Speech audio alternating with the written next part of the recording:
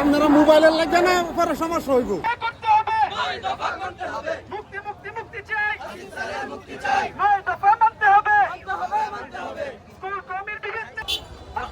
আন্তরিক সহমর্মিতা ও সহযোগিতা প্রদর্শন এবং জালেম ও সহযোগী সমর্থকদের প্রতি ঘৃণা ও প্রতিরোধ মহত্তম ইবাদত ও ঈমানের অংশ বলে আমরা মনে করি।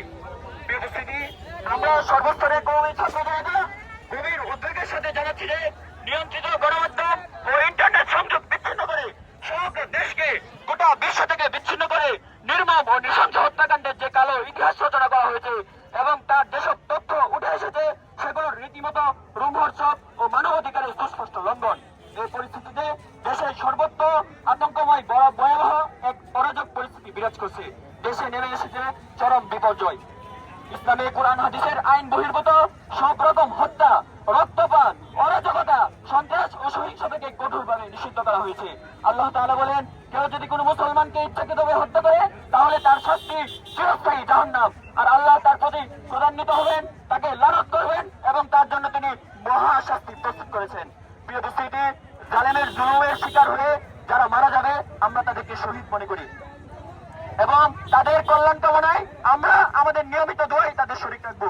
প্রিয় উপস্থিতি, ইংল্যান্ড থেকে ফিলোসফিতে উচ্চতর ডিগ্রি নেওয়া একজন বিশ্ববিদ্যালয় শিক্ষক আসিফ মাহতাব, যাকে আপনারা সবাই চিনেন, তার ব্যক্তিগত চিকিৎসকের ভাষ্যমতে মেরুদণ্ডের সমস্যার কারণে তিনি বেশিক্ষণ একভাবে বসে বা দাঁড়িয়ে থাকতে পারেন না, তাকে চলাফেরা করতে হয় লাঠিতে বট দিয়ে। এরকম একজন অসুস্থ মানুষ সেতু ভবনে হামলা করতে পারেন তা কোনোভাবেই বিশ্বাসযোগ্য না। তারপরও সেতু ভবনে আক্রমণের অভিযোগে তাকে 6 দিনের রিমান্ডে নেওয়া হয়েছে।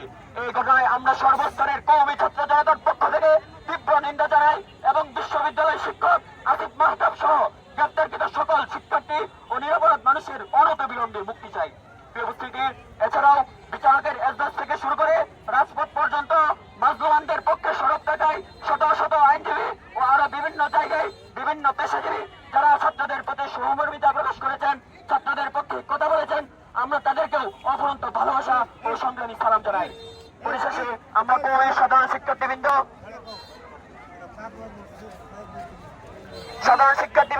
নির্বিচারে ছাত্র হত্যার তীব্র ঘৃণা প্রকাশ অনতিবিলম্বে মেনে নেওয়ার জন্য সংশ্লিষ্টদের প্রতি পর্যাপ্ত আহ্বান জানাচ্ছি এবং আমরা মনে মনে বিশ্বাস করি শরিয়া ছাড়া কোনো সমাধান নাই, শরিয়া ছাড়া কোনো সমাধান নাই। যত মানুষের যত সমস্যা, সমাজের যত সমস্যা, সব সমস্যার একমাত্র সমাধান এই শরিয়া। মহান আল্লাহ রব্বুল আলামিন এটা আমাদেরকে এই জন্যই দিয়েছেন যে মানুষ এর মাধ্যমে সকল সমস্যার সমাধান করবে। এই বলে আমি আমার বক্তব্য শেষ করছি। আসসালামু আলাইকুম ওয়া রাহমাতুল্লাহি ওয়া বারাকাতুহু। এটা কোনো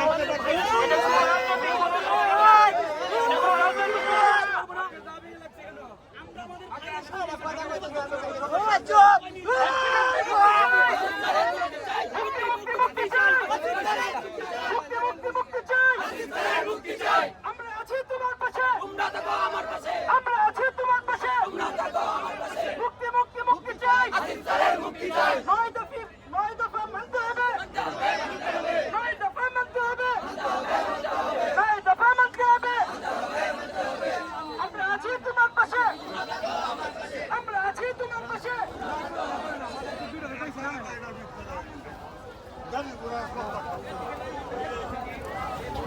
ওই সাইডে চলুন চলুন